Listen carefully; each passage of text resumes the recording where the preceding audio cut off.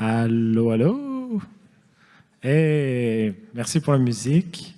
Ok, cool. Hamida, ici, va un peu nous parler sur son expérience sur Docker, des bases aux pratiques avancées. Donc, on a un workshop d'1 heure. Hamida, est-ce que peut-être prendre le temps de te présenter aussi d'abord, puis expliquer un peu le contenu du workshop, ce que vous allez faire? Merci.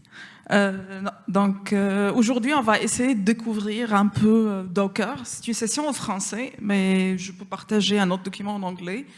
Après, si vous avez des questions en anglais aussi, vous pouvez me poser des questions en anglais. On va voir un peu les bases. Donc, c'est pour débuter avec Docker jusqu'à un peu les bonnes pratiques. Bon, j'ai réfléchi ce matin pourquoi j'ajoute pas une partie sur la sécurité aussi, sur des choses qui nous touchent quand on travaille avec Docker.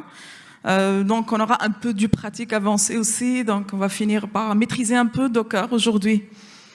Donc, merci de me joindre aujourd'hui. Je me présente.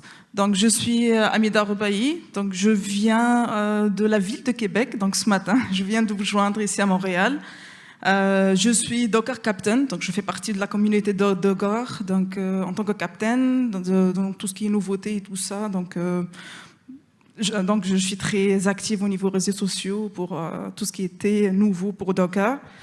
Je suis aussi Microsoft MVP, donc c'est aussi un programme des experts externes où je suis active aussi dans la communauté, plus en technology developers, en technologie de développement. Je fais aussi des formations donc en tant que Microsoft Certified Trainer, surtout tout ce qui est lié en développeur. Donc j'ai un background de développement au début, j'ai commencé en tant que développeuse, surtout plus de tout ce qui est application .NET, tout ce qui est Microsoft, un peu de Java. Actuellement, j'essaie d'apprendre plus aussi pour Python, j'arrête pas en tout cas aussi. Même si je suis actuellement architecte d'intégration des solutions infonuagiques. Bon, je travaille à Revenu Québec, dans le gouvernement, on va dire en parenthèse, c'est ça. Et donc, vous trouvez tous les liens. Si vous avez des questions, je suis aujourd'hui, demain, donc ici, dans la journée, vous pouvez me croiser, donc pour poser des questions. Sinon, donc, il y a tout, on va dire, donc Twitter, mon courriel, donc mon blog, ainsi de suite. Vous pouvez me suivre là-dessus. Ok, avant de plonger un peu dans les détails par rapport technique, c'est quoi Docker, c'est quoi conteneur à peu près. Donc, j'aime bien faire on va dire un peu parallélisme simple par rapport vraiment les conteneurs maritimes. Si on réfléchit un peu, pourquoi on a appelé ça conteneur, pourquoi ça résout quelle problématique? Et je dis, j'ai un background développeur et je pense la majorité, je ne sais pas si la majorité de vous avez un background de développement, mais ça résout vraiment des problématiques qui sont très liées aux développeurs. On reprend le parallélisme ici donc, du conteneur maritime. Ces conteneurs, qu'est-ce qu'ils font? Donc, ils permettent de transporter vraiment facilement la marchandise et toute la marchandise, on va dire. Et ces conteneurs peuvent être transportés, que ce soit par des bateaux, des camions, donc peu importe là. Le plus important qu'à la fin, donc vraiment, peu importe la façon de transport, toujours la livraison est la même. Peu importe les délais, peu importe ça. Et on va dire que Docker ou les conteneurs d'une façon générale, parce que Docker, on va voir c'est quoi donc, par rapport aux conteneurs, ils font de la même façon. Donc si on fait le parallélisme avec le monde de logiciels, dans ce cas-là, donc c'est la même chose. Pour commencer, voici les objectifs de notre, on va dire, workshop aujourd'hui ou l'atelier. On commence un peu par comprendre c'est quoi conteneur, ça résout quelle problématique. Toujours les solutions technologiques arrivent. Comme on a vu donc, tout à l'heure, donc, il y a tellement de notions, le DevOps, donc Platform Engineering qu'on l'appelle, on essaie de chercher. Donc, ça résout toujours une problématique spécifique pour un client et donc les conteneurs résout une problématique et facilitent la vie des développeurs. On va voir comment. Donc, on va comprendre un peu les fondamentaux. On va dire c'est quoi Docker, c'est quoi son rôle, c'est quoi conteneur, pourquoi on utilise les conteneurs, c'est quoi la structure après des Docker. Par la suite, on va passer vers un peu donc, du pratique, voir comment on peut construire, on va dire build, donc c'est en anglais, déployer ou exécuter et gérer les applications conteneurisées avec Docker. Avec Docker, on peut créer, donc conteneuriser n'importe quel type d'application. Aujourd'hui, je vais plus parler un peu d'une application .NET, mais ça peut être n'importe quelle application. Python, peu importe, Java, peu importe l'application, PHP, ça dépend du langage. Et on va voir comment on peut containeriser une application, peu importe le langage ou framework, tout ça. Par la suite, on va parler un peu de l'orchestration. On ne va pas trop entrer dans le détail, mais je vais juste vous montrer un peu comment on peut créer un fichier Docker, qu'on appelle Docker Compose, qui nous facilite le déploiement de un ou plusieurs conteneurs. On va voir ça après. Et comment on peut faire la mise à l'échelle des conteneurs. Comme j'ai dit ce matin, en route, en arrivant en route déjà, donc, j'ai pensé pourquoi j'ajoute pas une partie de sécurité un peu du bon pratique, on va dire de la sécurité. C'est quelque chose vraiment qui nous a touchés, on va dire, où je travaille, sans mentionner. Surtout, oui, comprendre c'est quoi Docker, comment on peut containeriser, mais la sécurité, ça arrive toujours en premier lieu, comment on peut homologuer les images. J'ai vu parmi les questions qui étaient posées donc, dans le Open, les questions là, les points, il y avait une question par rapport aux les bonnes pratiques pour les images Docker. On va parler du processus. Bon, ça, c'est les objectifs aujourd'hui. On va commencer un peu, donc voilà, comprendre les conteneurs et c'est quoi Docker. Bon, pour un conteneur, en fait, c'est comme si on se rappelle, donc voilà l'exemple du conteneur maritime. Dans notre cas, si on fait le parallélisme avec tout ce qui est logiciel, c'est une unité logicielle. Elle va regrouper du code avec toutes ces dépendances nécessaires pour fonctionner dans un environnement isolé et contrôlé. Avant, en tant que développeuse, on développe des solutions .NET, donc l'ancienne, on va dire .NET Framework. On met en place un serveur IIS, on compile, on essaie d'exécuter. Ça fonctionne. Après, dans la mise en production, donc on va déployer dans un serveur, on va dire, donc qui n'est pas, donc c'est un serveur un peu dédié. Et souvent, ça fonctionne pas. OK, il faut faire des adaptations. Adaptation, ça veut dire des configurations. Et souvent, donc, on doit modifier du code pour que ça fonctionne de nouveau. Le conteneur arrive ici, donc c'est un environnement, c'est une unité logicielle où vous avez votre code, le runtime, on va dire tout ce que votre application a besoin, toutes ces dépendances, et on parle de tout ce qui est application .NET, c'est du NuGet, par exemple, tout ce qui est DLL qu'on a besoin. Et tout ce qui fonctionne dans votre machine va fonctionner de la même façon dans n'importe quelle machine. C'est quand on fait du clonage, donc comme si on sommes en train de cloner. L'environnement que vous avez, c'est vraiment un environnement isolé. Ça permet aussi d'aider les développeurs à vraiment juste mettre le focus sur le développement. On va voir qu'est-ce qu'on va installer dans notre machine locale, mais ça prend une petite installation de Docker Desktop, et par la suite, on peut juste choisir c'est quoi, donc l'OS, Windows, Linux par exemple, les systèmes d'exploitation, voilà. Et par la suite, on va compiler. Donc, comment ça fonctionne, on va voir. On a besoin d'un fichier à mettre en place, qu'on peut le générer aussi via Visual Studio Code, Visual Studio 2022, peu importe. Là. Et ça nous permet surtout, donc, voilà, de créer donc, notre application, mettre focus plus sur l'application.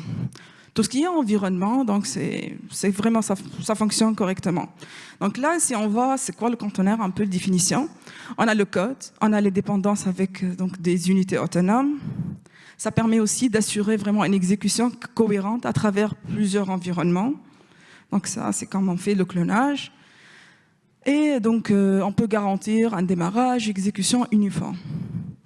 Et aujourd'hui, on est dans une journée DevOps Days, donc les conteneurs facilitent vraiment le processus de CI/CD, tout ce qui est déploiement, la création, le déploiement. Donc, on peut déployer, donc, que ce soit dans Azure DevOps, dans GitHub, dans n'importe quel outil donc, DevOps. On verra aussi dans le processus d'homologation des images, on va créer des pipelines aussi. Donc, ça permet de créer des pipelines, d'automatiser ces pipelines qui permettent de vraiment se faire le scan, la vérification de notre image, jusqu'à la livraison de l'image. Et ici, on veut vraiment favoriser la spécialisation. Si on dit spécialisation, un développeur il va développer vraiment une bonne solution avec les bonnes pratiques, développement, et vraiment son efficacité, parce qu'il n'y aura pas des enjeux avec son environnement à chaque fois. Donc je déploie, j'ai des problématiques, j'ai des configurations à faire, et ainsi de suite. Donc c'est ça la problématique et autour l'apparition vraiment des conteneurs. Et Docker, c'est un service de gestion des conteneurs. Donc, c'est le plus utilisé dans le marché.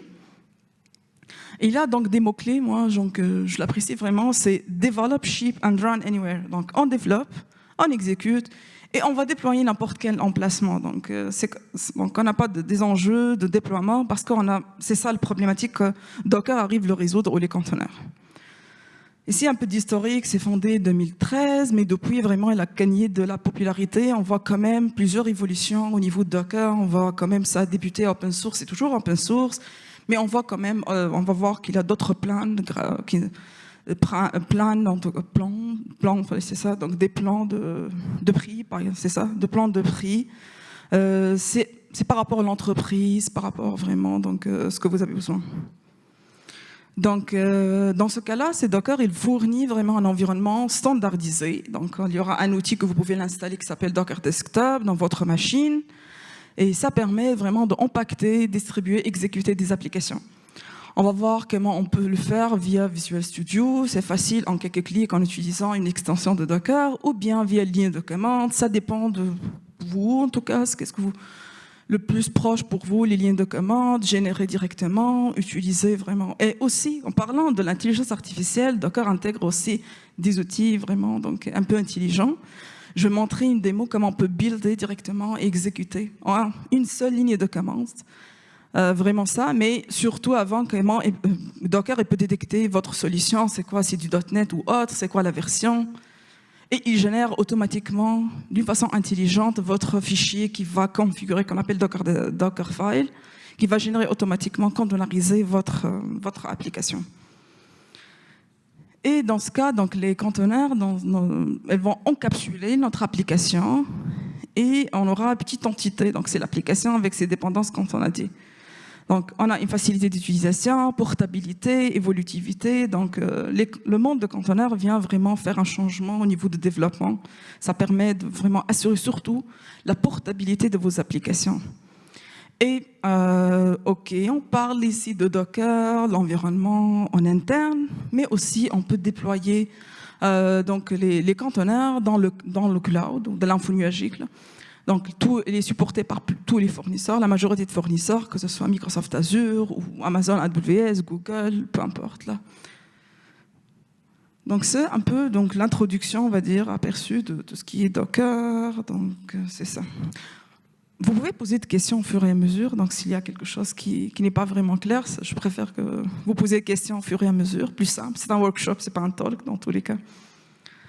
Là, on va essayer de voir un peu d'une façon générale les composants de Docker. Donc, juste pour comprendre comment ça fonctionne et qu'est-ce que j'ai besoin pour travailler, on va dire, pour commencer. On commence par le premier composant important qui est Docker Hub. Donc, on le voit déjà juste à gauche.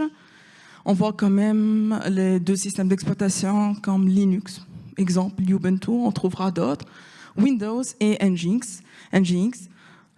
Donc, Docker Hub, en fait, c'est un registre privé. Pas privé, c'est un registre public, au contraire, parce que peut-être privé, donc en payant, vous pouvez avoir accès aussi privé, mais c'est un registre public où vous trouvez toutes vos images. On va voir c'est quoi image, la notion d'image, et pourquoi on a besoin des images. Mais c'est un registre qui va vraiment stocker ou héberger plusieurs images de Docker.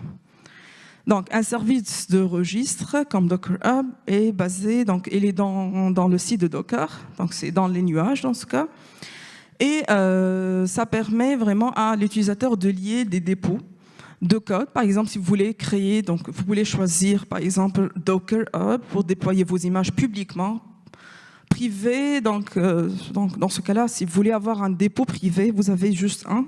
Si vous utilisez ça pour des fins personnelles. Sinon, vous pouvez avoir plus si vous voulez utiliser en tant qu'entreprise, donc c'est pas vraiment gratuit. Mais vous pouvez déployer vos images, donc vous pouvez lier des dépôts de code, construire des images et les tester directement en public, ou les gens peuvent utiliser votre image et aussi stocker. Donc, vous pouvez créer des pipelines pour stocker directement vos images dans Docker Hub, dans ce registre. Et dans la suite, dans ce cas, vous pouvez se connecter à Docker Cloud pour vraiment déployer des images sur son hôte.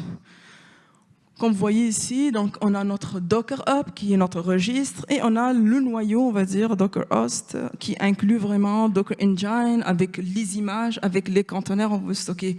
On va voir plus en détail c'est quoi la différence entre image, conteneur par la suite. Mais voilà, donc il y a d'autres registres que vous pouvez utiliser. Donc là, donc plusieurs fournisseurs comme Microsoft par exemple, si on veut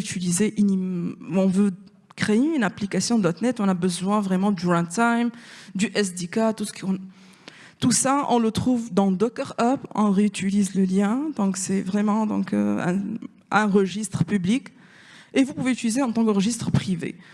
Il y a d'autres registres privés comme par exemple Azure Container Registry ou l'autre, donc Elastic, je pense, de AWS aussi. Il y a plusieurs registres privés également que vous pouvez l'utiliser pour vos propres applications. On va voir aussi comment on peut utiliser une image. On a besoin toujours d'une image pour pouvoir containeriser, pour pouvoir créer notre conteneur. Donc on utilise une image, on crée notre propre image, et par la suite, on crée le conteneur. On va voir comment ça fonctionne, le processus en entier.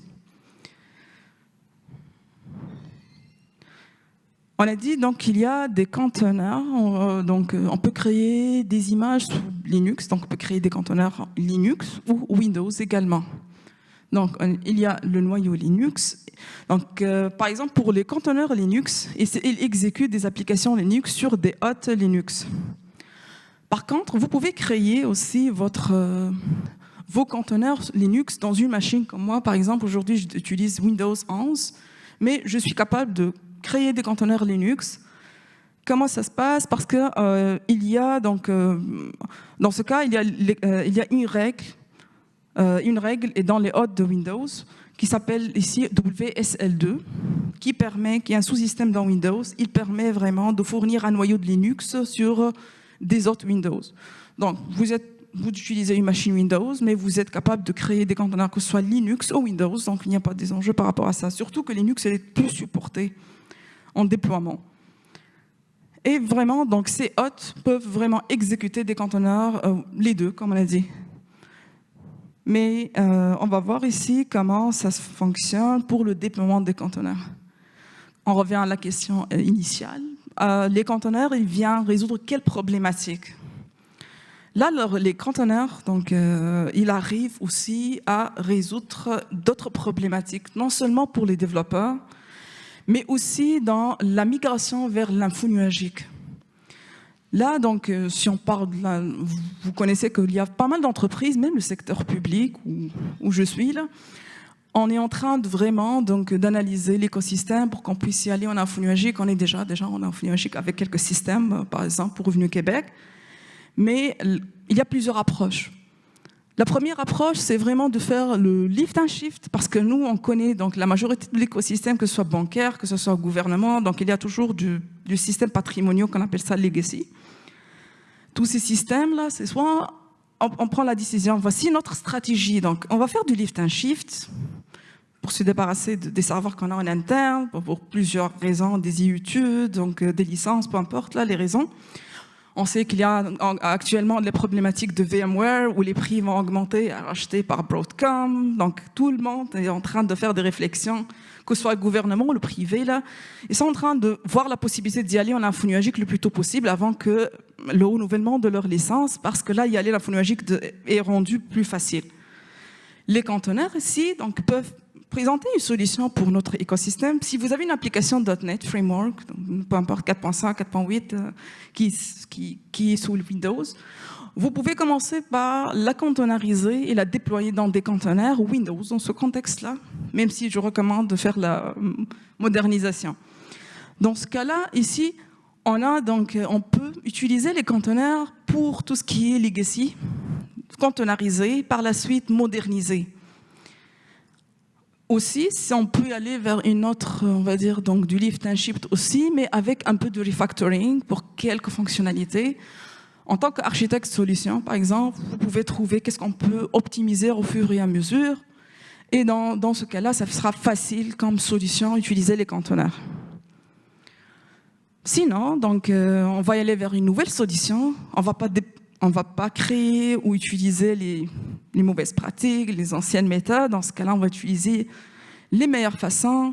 comme l'utilisation des microservices, peu importe, là, il y a pas mal de patterns qu'on peut utiliser. Ça ne veut pas dire que les monolithiques ne sont pas bonnes. Mais quand même, on va containeriser. Si on part microservices, on peut voir ici plusieurs services. Donc, il y aura des conteneurs, il y aura une gestion complète donc, de ces conteneurs. Donc, on peut voir que le déploiement des conteneurs, vraiment, ici, c'est facile. Ça vient résoudre une autre problématique dans un concept où on a vraiment, dans un concept où on veut y aller moderniser.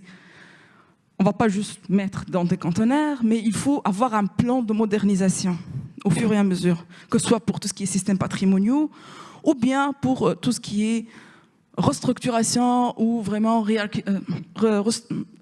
on va dire re-architecting, restructuration. On va garder ça le mot comme français. Mais c'est ça un peu donc tout ce qui est déploiement des conteneurs. On voit que les conteneurs arrivent à résoudre une autre problématique pour nous. Maintenant, on va voir la différence entre image et conteneur. Conteneur, on vient déjà donc parler de ça, donc on a défini ça au niveau de conteneur. C'est vraiment un environnement d'exécution virtualisé. On l'utilise pour le développement.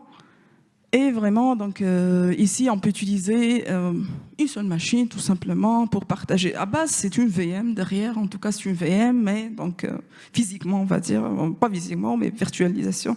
C'est une machine virtuelle. Et ils sont vraiment légers. Les conteneurs sont légers. C'est plus léger que l'utilisation d'une machine virtuelle.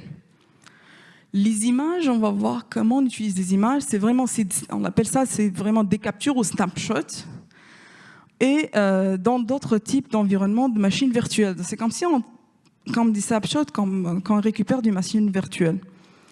Dans ce cas-là, enregistrement d'un conteneur à un moment précis. On ne peut pas modifier une image, ni dupliquer une image, ni partager ou supprimer. Donc, mais c'est la base pour commencer. On commence par une image et pour créer notre conteneur. On crée notre propre image personnalisée, puis on crée un conteneur. Pour résumer un peu, là, comment ça fonctionne? Exécuter un conteneur à partir d'images. Développer votre application. Par la suite, vous pouvez récupérer tout, donc on va dire emballer l'application, ses dépendances dans une image. On voit ici qu'il y a quand même plusieurs couches au niveau des images.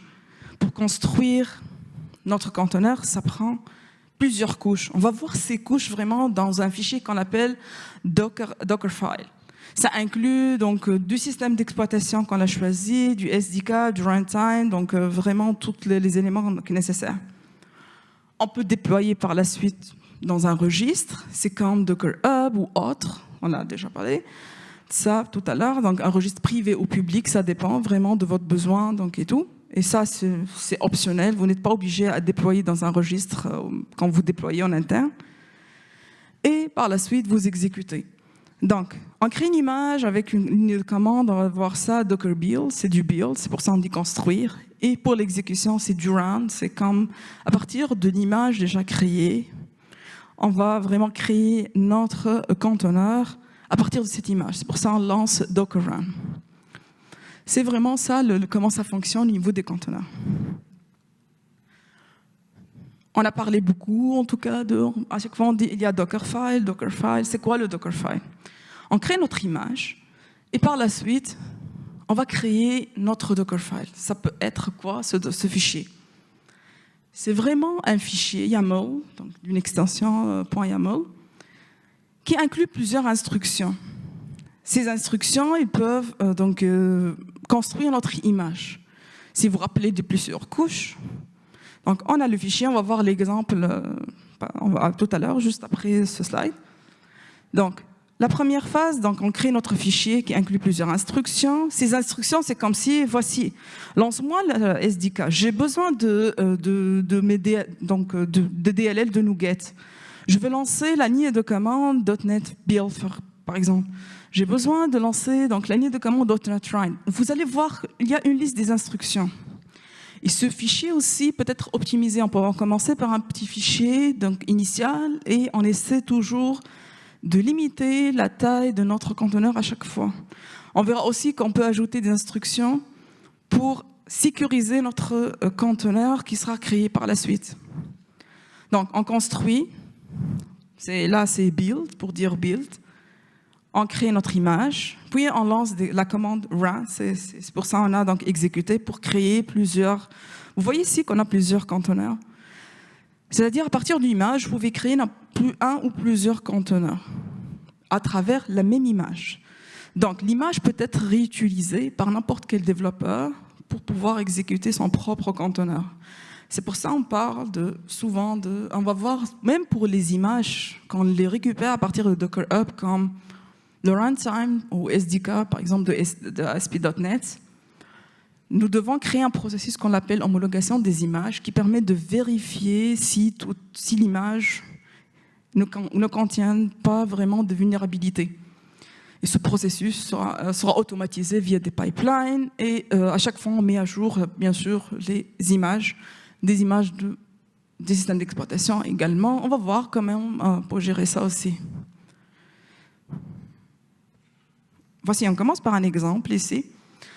Un exemple vraiment simple, on va dire, mais on peut avoir plusieurs autres instructions. Mais là, c'est le plus utilisé. C'est un exemple simple pour une application .NET 8, ici, donc basée sur .NET 8. Tout fichier, donc tous les fichiers Dockerfile commencent par l'instruction from. Par la suite, vous utilisez votre SDK dans ce contexte-là. Build, on va voir là, c'est pour créer plusieurs multistages, plusieurs stages, on va dire, stage, c'est ça. Donc ça, on va créer comme plusieurs étapes ou stages qui permettent, ça c'est une des bonnes pratiques au niveau de la création de Dockerfile, qui permet de séparer un peu le fonctionnement ou le déroulement de vos instructions. Première phase, on va dire, je veux récupérer mon SDK, je vais le copier dans ma source. Donc c'est pour ça que j'utilise workdir ici. C'est la source, ici. On peut trouver la même chose pour n'importe quel langage. Ça commence par from, votre runtime que vous avez besoin, ou SDK, peu importe là. Et vous pouvez trouver plusieurs exemples optimisés dans GitHub de Docker pour tout ce qui est Dockerfile. Je peux vous partager à la fin donc toutes les liens nécessaires pour la documentation, pour les Dockerfiles optimisés, ainsi de suite. Sinon, donc ce fichier peut être généré automatiquement. On va voir juste après comment on peut générer ça automatiquement dans VS Code, dans Visual Studio Code. Deuxième étape, on va copier le fichier donc, du projet. On utilise l'instruction copy et qui inclut deux arguments. On peut voir ici un tableau de arguments, donc le CSproj dans le répertoire de la solution. Ici, on va dire, j'ai besoin de restaurer tout ce que j'ai besoin. On utilise .NET Restore. Donc, j'ai besoin de restaurer toutes les dépendances que ma solution a besoin. Donc, il va récupérer tout ce qu'il faut. Par la suite, on va recopier de nouveau ici. Donc, j'ai 2 points. On va copier donc, les fichiers de notre application afin de pouvoir builder ou construire de nouveau l'application. Là, c'est ça. On utilise run.NET build. Vous voyez encore, c'est une autre instruction où je demande de faire le build. Et ici, on utilise le mode release. Maintenant, nous allons spécifier de nouveau une autre image qu'on a besoin. Ici, on utilise de nouveau from. From, c'est pour récupérer les images qui existent déjà. Donc, on trouve les liens dans Docker Hub. Et on va récupérer ASP, c'est une application ASP.NET, c'est une application web, peu importe, MVC ou peu importe, là, donc ou Web API, on utilise la même. On va recopier de nouveau un peu, donc on définit le workdir, par la suite on fait le copy. Donc on récupère ce qu'on a déjà eu, c'est pour ça qu'on a plusieurs stages dans le build, on va le recopier dans le dernier répertoire qui est le publish. Et ici, pour démarrer l'application, on peut utiliser endpoint là, pour dire .NET et on a le DLL qui sera généré. Donc, et là, ça permet de lancer votre application. On peut voir ici, donc, il y a vraiment... il va invoquer, dans ce cas-là, le DLL en ligne de commande. Donc, c'est vraiment un exemple simple pour un Dockerfile, pour une application .NET 8. Ce fichier... On peut l'optimiser encore plus. Là, c'est un fichier qu'on va le voir. On peut encore l'optimiser en utilisant même pour tout ce qui est, par exemple, ici pour ASP.NET 8 pour le from. Ici, ça utilise normalement Ubuntu en tant que système d'exploitation. Dans la plupart du temps, il y a des vulnérabilités liées à Ubuntu où il faut faire toujours du correctif, ainsi de suite. il y a une version plus allégée en Alpine, juste on utilise -Alpine. Ça permet de minimiser la taille de votre image, par exemple, une des bonnes pratiques, par exemple. Et ça permet aussi de minimiser le nombre de vulnérabilités qui existent dans le système d'exploitation.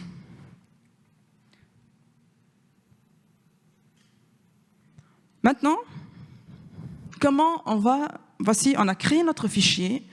Le fichier, on va le créer sans extension. On va voir comment ça fonctionne. On peut le créer directement sans extension. Par la suite, on va lancer l'application. On commence par la création de notre image, propre image, à travers le fichier qu'on a déjà créé. Dans ce cas, on va utiliser Docker build, -t pour donner le nom. Si vous n'utilisez pas -t le nom de votre image, vous aurez un nom quand même généré par Docker. On va voir les outils qu'on va l'installer pour la suite. Qu'est-ce qu'on a besoin?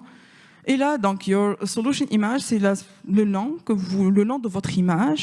Et on utilise les tags. Les tags, ça ressemble vraiment aux versions comme Git. Version 1, version 2, c'est des tags.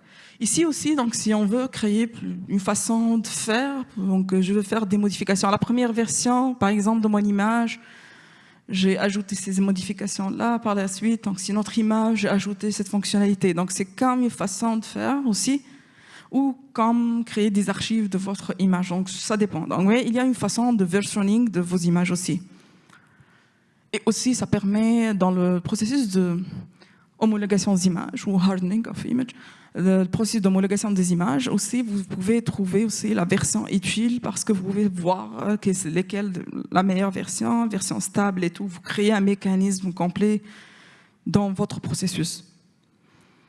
Maintenant, une fois l'image a été créée, on va exécuter notre conteneur. On va créer notre conteneur maintenant. Dans le conteneur, on va le voir. On va voir comment ça fonctionne dans Docker Desktop. Donc, on utilise la ligne de commande de Coran, -d, pour que ça soit un peu donc, dynamique, mais -p pour définir port interne, port externe. Le nom -ti pour donner un nom à votre conteneur. Aussi, si vous ne donnez pas de nom, vous aurez un nom donc, un peu généré automatiquement, un nom bizarre en tout cas, donc des noms comme ça générés automatiquement. Ici, my app, peu importe là. -m, juste pour voir si on a déjà donc, des dépendances ou des volumes surtout. Donc ça se crée des volumes, c'est comme du stockage au niveau du conteneur. On les supprime parce qu'on n'a pas besoin là. Et voici mon image. Donc est-ce que j'utilise your solution image ici, 1 ou 2 ou 3, dev, prod, peu importe. Là, je vais créer mon conteneur à partir d'une image spécifique que je vais définir.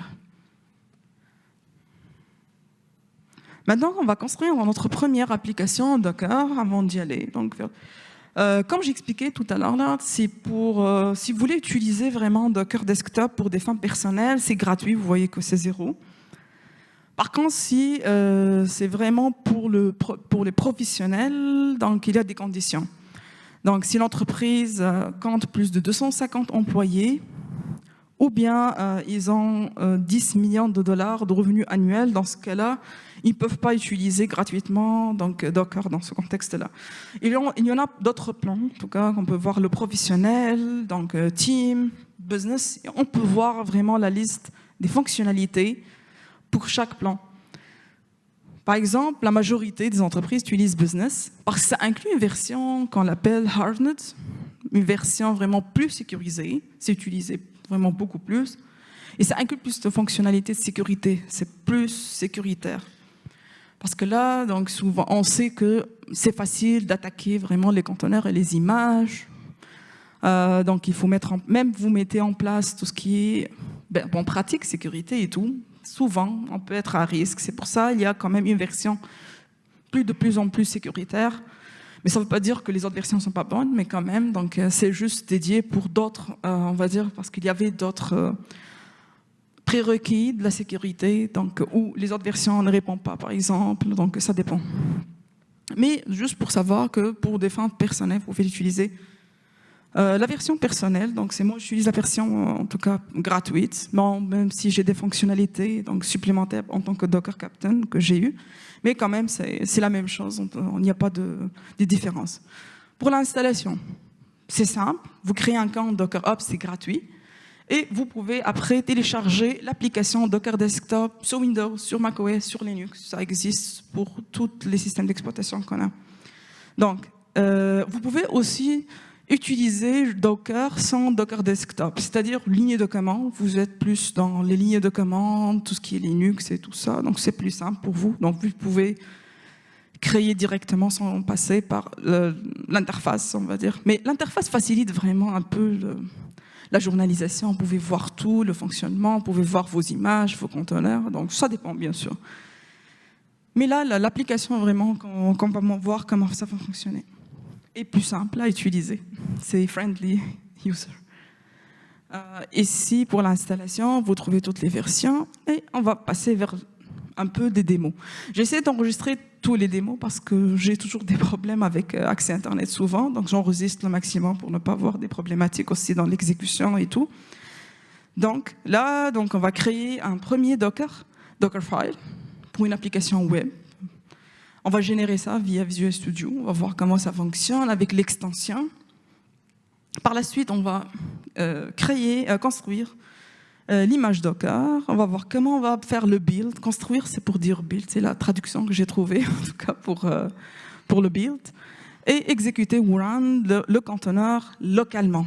Pour l'instant, on va voir localement, mais par contre, je vais vous présenter donc, une des nouveautés de Docker quand vous pouvez exécuter en utilisant Docker Desktop toujours, mais vous pouvez utiliser un environnement cloud aussi, donc dans les nuages directement. Vous allez voir, si vous avez des problèmes de capacité ou peu importe en interne, vous pouvez utiliser cette option-là. On va commencer par la création de Dockerfile. Donc ici, j'espère que c'est clair. Ok, c'est bon. Donc là, j'utilise Visual Studio. Je vais ouvrir le terminal et là, on va commencer par juste créer une application .NET. Vous pouvez créer n'importe quel type d'application. Ici, je maîtrise plus .NET que les autres langages. Comme vous voyez là, c'est un gabarit un peu générique .NET. Vous voyez la ligne de commande déjà. J'ai créé une application web. Maintenant, je vais faire le build pour s'assurer que ça fonctionne, récupérer tout ce que j'ai besoin pour être sûr que ça fonctionne. Mais c'est un gabarit donc standard dans les gabarits en tout cas dans Visual Studio, pour créer une application web. Vous voyez, c'est une application donc simple, avec des pages et tout. On peut voir l'exemple ici. C'est vraiment simple, en tout cas, mais on va voir, voici mon application, on va voir comment on veut créer un Dockerfile. C'est ça le plus important. Là, c'est un Web API, on peut voir l'interface Swagger ici, donc, qui permet de lancer plus nos API de façon plus simple, on peut voir ici. Donc c'est ça une application, un gabarit donc, simple, tout ce qui est weather, tout ce qui est météo. Maintenant, il faut installer l'extension de Docker. Comme vous voyez ici, ça permet d'avoir accès vraiment à toutes les fonctionnalités de Docker. C'est important, c'est primordial, il faut l'installer. Vous voyez ici, donc, on a essayé juste CTRL-P-Shift, CTRL-Shift-P. Par la suite, on a dit qu'on veut que c'est vraiment du .NET. On a confirmé ça, on a identifié le port.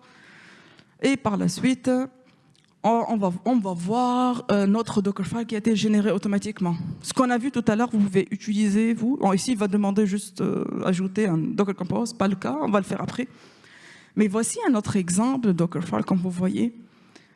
Et il est plus optimisé que ce que je vous ai présenté. Ce que j'ai présenté, c'est le standard, le basique. Mais comme j'ai expliqué, ça prend encore plus, on va dire, d'instructions qui permettent de limiter, sécuriser, limiter la taille de votre Dockerfile, la taille de votre conteneur et aussi sécuriser. Ici, comme vous avez vu, c'est plus simple. CTRL-Shift-P, Docker, vous cherchez le build, on peut juste faire le build. Si vous vous rappelez de la ligne de commande de Docker Build, je ne l'ai pas utilisée ici. J'ai voulu vous montrer comment on peut vraiment utiliser rapidement l'extension Docker dans Visual Studio. Et voici, donc ça, c'est Docker Desktop qui est installé. On peut voir notre image n'a pas encore été montée, on va dire, parce que c'est toujours en cours. On peut voir comment ici, on revient ici, on n'a pas de conteneur bien sûr, mais on a l'image. Vous voyez ici, simple. C'est par défaut, il a donné le nom de mon projet. Latest toujours donné si je ne donne pas d'extension de tag comme la version. Ici, on peut voir Si on veut vraiment créer d'autres tags, c'est latest ici. Exemple, sample one, et donc il y a latest. Maintenant, on va juste exécuter. On peut utiliser la même chose, toujours l'extension de Docker qui permet d'exécuter Docker. Run, c'est en anglais. Et par la suite, il va exécuter. Exécuter, ça veut dire créer notre conteneur à partir de l'image. On peut voir le statut ici, c'est in use, c'est-à-dire en utilisation. Et on peut voir le nom, parce que je n'ai pas donné un nom, j'ai utilisé juste l'utilitaire, on va dire, ou l'extension. Et on peut voir ici la liste des vulnérabilités, qu'on peut le voir, mais l'image et le conteneur. C'est un exemple via Visual Studio. Vous pouvez toujours utiliser les lignes de commande. On revient à notre terminal et on va utiliser une ligne de commande pour exécuter un autre conteneur avec un autre nom à partir de l'image qu'on a déjà. On peut voir ici, c'est la même image. On a dit qu'on peut créer plusieurs conteneurs à partir de la même image. On a fait la même chose avec ligne de commande pour voir comment ça fonctionne avec ligne de commande. Et j'ai personnalisé le nom maintenant. Vous voyez ici, donc j'ai donné un nom aussi, donc c'est la même image, les conteneurs ici, donc c'est, vous voyez ici le nom que c'est personnalisé, my blog solution container, et c'est quoi l'image. Maintenant, pour ajouter un tag, je vais montrer un exemple dans Visual Studio, l'exemple le plus simple, et on pourra voir aussi par build. Par build, c'est simple, donc Docker build, on va créer une autre image avec un autre tag. On va voir qu'on va avoir une nouvelle image de créer. Par la suite, on peut utiliser cette image pour créer notre conteneur nouveau. On peut voir l'image. J'ai donné le nom de l'image avec notre tag 1.0 dans ce contexte-là. On revient ici et on pourra par la suite créer notre image. Donc ici, dans Docker, si on revient à l'extension, je peux choisir par exemple latest. Et je vais créer une autre image, un autre tag pour la même image. Si je vais garder des copies, par exemple. C'est une autre façon ici. Donc, je peux mettre dev, peu importe là, un 2.0, peu importe le nom. On peut voir dev, par exemple, ici. Donc, on a créé une autre image, comme si une copie de l'ancienne image, après, donc, en donnant un autre nom de tag. Et on peut voir ça dans Docker Desktop, ici. Et on peut voir ici, c'est utilisé, et l'autre, c'est pas encore utilisé. C'est une autre façon pour créer vos images. Donc, on a vu comment on peut créer à travers l'extension, à travers les lignes de commande. Donc, c'est vraiment plus simple. Ça, c'est par rapport création d'une image, création d'un conteneur, le build, le run. Maintenant, on va voir un outil essentiel qui simplifie vraiment les applications Docker multi-conteneur, qui est Docker Compose. On sait là, donc si on part d'un seul conteneur, c'est pas logique là, donc ça sera pas de la modernisation, parce qu'on sait que dans nos applications modernes, donc on a besoin de plus d'un conteneur. Un conteneur par exemple pour la partie interface, un autre conteneur pour les API, pour vos API, un conteneur peut-être pour la base de données, même si je le recommande pas trop. On a plusieurs conteneurs à gérer. Dans ce cas, on va partir d'une application. On a dans la même solution l'interface web, un fichier pour l'interface, Dockerfile, un autre fichier. Après, on va s'amuser à faire du build, le premier, le deuxième, le troisième. Donc là, on a une autre solution plus simple qui est Docker Compose. Ça facilite un seul fichier. Ça ne veut pas dire que vous n'allez pas créer vos fichiers Dockerfile, mais il y aura des fichiers Dockerfile, mais ils seront exécutés à partir de Docker Compose. C'est toujours un fichier YAML aussi pour définir et gérer les applications multi-conteneurs. Multi-conteneurs, ça veut dire 3, 4. Il peut y aller plus. Là, ça sera plus complexe à gérer par la suite parce qu'il y a une autre solution qui est les orchestrateurs qui se basent sur Kubernetes, par exemple. Là, c'est autrement. On va gérer ça autrement. Mais là, ça facilite aussi l'exécution de plusieurs conteneurs. Simplifie la configuration, une des bénéfices, parce qu'on a on va dire la même configuration, c'est dans un seul fichier, et c'est efficace vraiment, donc ça facilite vraiment le développement. Ok, donc je génère tous mes fichiers, et même le Dockerfile, on peut le générer. Si vous vous rappelez tout à l'heure, il m'a dit si vous voulez générer un Docker Compose, je vais dire non, parce que j'ai un seul conteneur à vous montrer, mais après on va voir comment on va utiliser Docker Compose pour exécuter vraiment plusieurs conteneurs. Là, un exemple de ligne de commande, Docker Compose Up, Docker Compose Down. Donc, c'est des lignes de commande qui permettent vraiment aussi.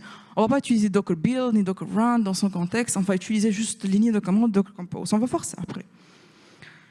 Mais avant tout, avant d'y aller vers la démo, je vais juste parler de Docker Build Cloud. Bon, normalement, pour tout ce qui est personnel, vous avez accès juste à un seul environnement. Juste un seul. Mais vous pouvez créer un environnement, donc l'arrêter, donc c'est pas complexe. Là.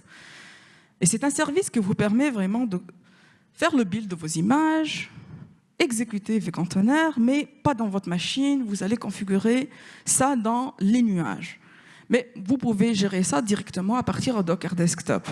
C'est vraiment pourquoi ça facilite vraiment les pipelines donc de construction. Donc dans ce cas-là, que vous créez tout ce qui est pipeline, vous allez déployer directement dans les nuages, donc pas en interne. Il y a une flexibilité parce qu'il y a plusieurs langages de programmation que vous pouvez utiliser. Il est facile à utiliser, plus léger, donc indépendant des capacités de votre machine, de performance de votre machine, parce que vous serez dans un serveur dans les nuages. Et aussi, donc, il y aura une gestion simplifiée. On va voir comment ça fonctionne après. On va passer vers la dernière démo pour nous. Aujourd'hui, il reste encore 12 minutes, c'est correct là. Donc, dans ce cas-là, on commence par créer un environnement cloud. Par la suite, je vous montre comment vous pouvez générer votre Dockerfile sans passer par Visual Studio, ni de commande, ni manuellement, intelligemment dans ce cas-là. Ici, on commence par donc, Docker Hub. Vous trouvez la solution Docker de cloud ici, comme vous voyez. Build Cloud. Pour moi, c'est pour ça que je dis que vous avez droit à un seul environnement, parce que je suis donc en mode aussi gratuit. Donc ici, il vous explique comment vous utilisez. Pour commencer, c'est un seul. Et vous pouvez voir comment vous créez Cloud Build. Vous donnez un nom à votre environnement, un nom préféré. Donc il vous permet après de l'identifier dans Docker Desktop pour déployer directement. Ici, par exemple, environnement prod. Je vais mettre juste ça. On va créer, on clique sur créer. Et si vous préférez utiliser des lignes de commande aussi, il y a la liste de lignes de commande que vous pouvez utiliser. Sinon, on peut le configurer directement dans Docker Desktop. Donc, il y a tout. Donc là, vous n'utilisez pas Docker Desktop, vous passez par la ligne de commande qui sont ici copiées et ça. On va configurer notre environnement maintenant au niveau de Docker Desktop. En haut, comme vous voyez dans les builders, on a par défaut le default, c'est ma machine. Maintenant, on va se connecter à la machine et la mettre, elle, en utilisation, tout simplement. Donc c'est juste dans Running, on va le mettre en utilisation. On vient de configurer notre cloud. Maintenant, on passera vers... Encore, on revient à une autre application. On va créer notre application .NET, donc Web API aussi, Web App. Bon, non, ça sera des pages ici. Donc, je recrée toujours d'un nouveau pour que je puisse recréer donc, plusieurs exemples. Cet exemple est déjà dans mon GitHub. Vous pouvez le trouver, les deux exemples aussi, avec tous les fichiers de Dockerfile optimisés. Maintenant, on va essayer d'accéder directement. Donc ici, CD pour accéder. Et maintenant, on va lancer les lignes de commande autres que Docker Build, autres que ce qui était généré. On va utiliser Docker Init. C'est une façon intelligente d'identifier votre application par Docker. Vous voyez ici détecter déjà ASP.NET. Il vous propose déjà, vous voulez ce nom, oui. C'est .NET 8, il le voit déjà, donc c'est détecté automatiquement. Et ici, donc, il vous propose le port, donc il vous donne tout. Et vous pouvez voir ici votre Dockerfile et vous créez aussi Docker Compose. C'est plus facile dans ce cas-là à lancer. Donc, on peut voir deux fichiers, le Dockerfile et le Docker Compose. Parce que là, on va utiliser notre ligne de commande qui permet vraiment de créer une seule ligne de commande qui crée votre image et crée aussi, donc, exécute votre conteneur, qui est Docker Compose App et -d. Bon, juste pour que ça soit plus visible pour nous, pour voir l'exécution, comment ça fonctionne. Là. Et vous voyez ici, nous sommes en train d'exécuter dans l'environnement qui est dans les nuages, donc dans l'environnement de cloud build. On peut voir ici, donc on l'a déjà choisi en tant qu'environnement par défaut, et par la suite, on peut voir notre image. Donc c'est toujours en cours, on peut voir donc ici les étapes, 3 croix sur 4 et tout, et on peut voir c'est créé déjà. Donc l'image sera créée, et on peut voir à quoi ça ressemble vraiment notre conteneur qui a été déjà lancé à travers Docker Compose. Donc là, c'est l'image. Latest, vous voyez notre tag latest, vous pouvez le changer toujours. Et là, c'est vraiment notre conteneur. On peut voir comme si c'est vraiment plusieurs hiérarchies, on va dire, plusieurs hiérarchies, plusieurs layers, plusieurs couches. Voilà, c'est ça. Et on peut, ici, on peut voir comment ça fonctionne. Ça permet aussi de voir que si votre conteneur s'exécute correctement, la consommation surtout des ressources. Pour optimiser votre conteneur, il faut sécuriser le plus petit et moins de ressources à consommer. Ça, c'est par rapport à la création. On a vu plusieurs façons pour créer nos images, créer, exécuter. Là, donc, ok, c'est bon, on va passer vers la sécurité. Pour tout ce qui est sécurité, j'ai ajouté ça ce matin. J'étais en train de réfléchir parce que toujours quand je présente ces sessions, bon, généralement c'était en anglais quand je la présente. Je l'ai présentée quand même il y a 3 semaines dans une conférence à Istanbul et tout. Mais quand même, il y avait tellement de questions de sécurité. Donc ce matin, je disais pourquoi j'ajoute pas une partie de sécurité. Donc c'est un peu de bonne pratique, quelque chose qu'on a besoin. Si vous vous rappelez, dans Docker Desktop, on a parlé des images de Microsoft ou autres. La première recommandation qu'il faut utiliser toujours des images des fournisseurs connus comme Microsoft ou peu importe, mais officiels et vérifiés. Si on peut revenir voir peut-être Docker Desktop, vous pouvez voir que c'est certifié par Docker ou pas, donc c'est validé par Docker aussi. Donc Docker il fait une étape supplémentaire pour vérifier les images qui existent. Mais quand même, il faut utiliser les bonnes images. L'image doit être toujours mise à jour. Ok, on sait que les versions ça arrive. Donc surtout les systèmes d'exploitation, il y a toujours des correctifs de sécurité qui arrivent. Donc il faut que votre image soit toujours mise à jour. On verra comment ça, donc rapidement. Mais ça passe par un processus. Là. Donc il faut que vous aurez un processus d'homologation des images qui permet toujours de mettre à jour votre image, faire le scan de votre image et par la suite déployer la nouvelle image. Dans votre organisation, l'entreprise, vous n'allez pas utiliser directement ce qui est déployé chez Docker Hub. Vous allez avoir un registre privé où vous pouvez consommer vos propres images. Donc vous pouvez avoir dans From, vous utilisez un autre lien spécifique à votre registre privé. Donc, et par défaut, vous êtes administrateur de votre Docker file, c'est-à-dire votre conteneur est en mode administration. C'est pour ça qu'il faut utiliser des utilisateurs non root. Et il faut limiter les capacités des conteneurs, c'est-à-dire qu'il faut limiter toujours la taille, les capacités. Donc scanner toujours votre image de vulnérabilité en mettant en place un processus d'homologation. Je récupère mon image. Dans ce processus, comment ça fonctionne? Je récupère l'image. Cette image va passer par un outil donc, de scan comme X-Ray dans JFrog, par exemple, ou Docker Scout. Donc, un outil aussi de Docker que vous pouvez utiliser. Donc, vous pouvez, je pense, en mode gratuit, vous avez jusqu'à 3 registres gratuits. Sinon, vous passez vers vraiment le mode payant. Par la suite, il y aura un processus qui permet de mettre à jour donc, vos images, la sécuriser, ainsi de suite. Donc, c'est tout un processus à mettre en place via des pipelines de livraison aussi, donc déployés dans des registres.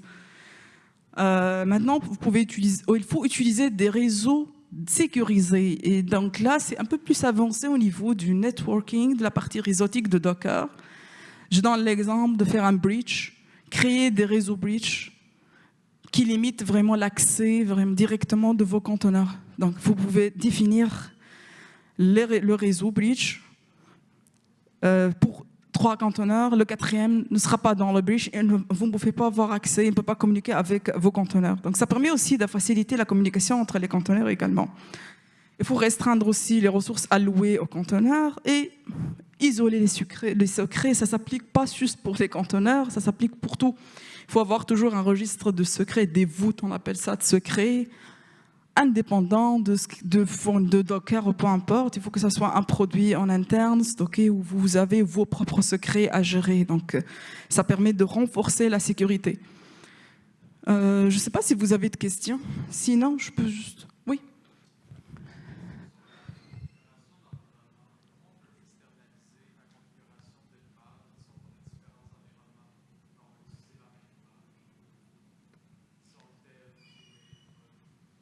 C'est à travers Dockerfile, déjà, c'est comme si vous avez construit votre propre environnement. Donc, c'est le même qui sera, c'est comme du clone, c'est pour ça, c'est des conteneurs. Donc, c'est votre Dockerfile, vous définissez qu'est-ce que vous avez besoin, et c'est l'environnement qui sera le même partout, donc il sera toujours le même. Donc, ce sera la même chose, c'est ça. Il n'y a pas d'externalisation d'environnement spécifique, mais c'est vraiment un conteneur et qui prend tout. Donc, c'est ça, qui a tout. Oui, c'est ça. Donc, pour chaque environnement, donc, il y aura toujours... Donc, quand on exécute la même solution dans l'autre environnement, et c'est toujours donc, la même chose, donc il y aura la même création du même environnement. C'est pour ça que je dis que ça résout la problématique comment je reproduis le même environnement que j'ai dans la production. Donc ça, c'est une des problématiques qui était résolue parce qu'on va exécuter le même environnement. Il sera le même, donc zéro configuration requise, zéro modification. Donc si ça ne fonctionne pas, c'est le code de développement dans ce cas-là. Oui. Je commence comme ça. Oui. Oui. Oui.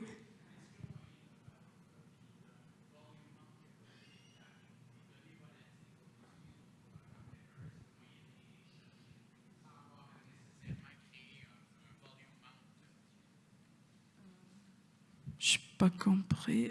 Peut-être s'il y a un autre micro, ce sera plus simple. Je sais pas. Le volume de quoi donner?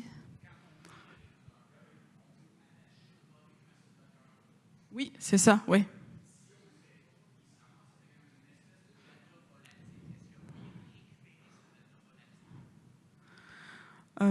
Pour tout ce qui est normalement, non, mais je vais te répondre, peut-être je vais réfléchir avant de répondre sur ça. Oui, ça concerne, oui, c'est les volumes, donc ok, je vais te répondre après. Ok.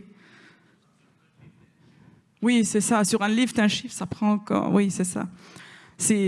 Oui, c'est un autre thème, les volumes, on n'a pas parlé de ça aujourd'hui, mais oui, c'est vrai, oui. Je te réponds après, c'est plus simple parce qu'on n'a pas parlé de ça. Oui.